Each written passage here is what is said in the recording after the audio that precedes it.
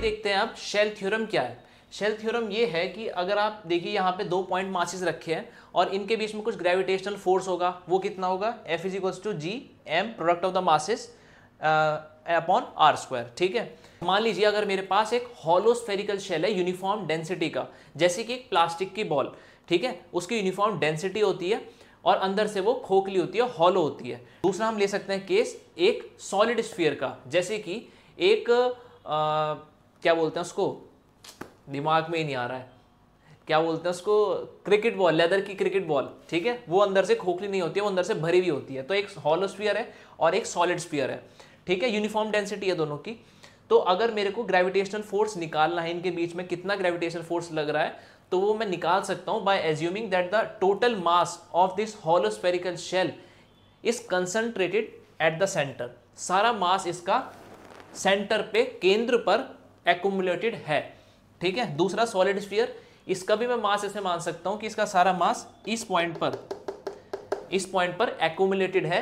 तो बिल्कुल ये तीनों केसेस एकदम इक्विवेलेंट हैं, एकदम सिमिलर हैं, इनमें कोई भी डिफरेंस नहीं है। ठीक है, आप ऐसे ही मान सकते हैं कि इसका सारा मास यहाँ है, इसका सारा मास यहाँ है, और आप इस फॉर्मूले को यूज करके इनके बीच में फोर्स निकाल सकते हैं।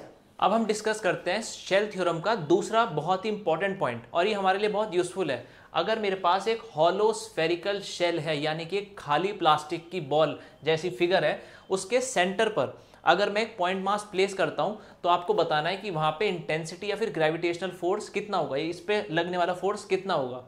तो बड़ा हैरान करने वाला रिजल्ट हमारे सामने ये आता है that this particle will experience zero force, zero, इस पे जरा सा भी फोर्स नहीं लगता। चलिए ये चीज भी हमें हैरान नहीं कर रही है भाई, एक पार्टिकल ऊपर है, एक पार्टिकल नीचे है जो इसको नीचे खींचेगा, उसके डायमीट्रिकल अपोजिट पॉइंट पर एक और पार्टिकल है जो इसको ऊपर खींचेगा, यानी कि डायमीट्रिकल अपोजिट पॉइंट्स पर हमारे पास पार्टिकल्स हमको मिल रहे हैं जो सारे फोर्सेस को कैंसिल आउट कर रहे हैं।